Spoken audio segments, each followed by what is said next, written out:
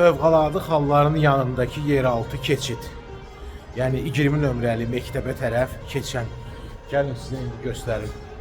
Bax bu eskalator çox güman ki xarab olub hal-hazırda və bunu təmir üçün nəsə ediblər.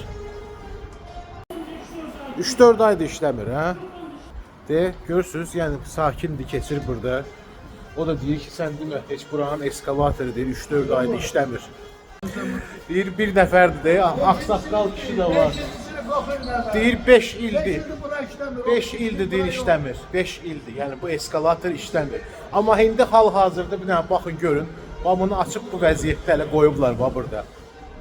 Uşaqlar gedib gələn yer, uşaqlar açıq bu cürlə, elektrik xəttləri. Baxın, yeraltı keçid, bu Fövqəladə Hallar, bu da 20 nömrəli məktəb. Bax, belə açıblar, qoyublar bunu, belə bir vəziyyətdə burada.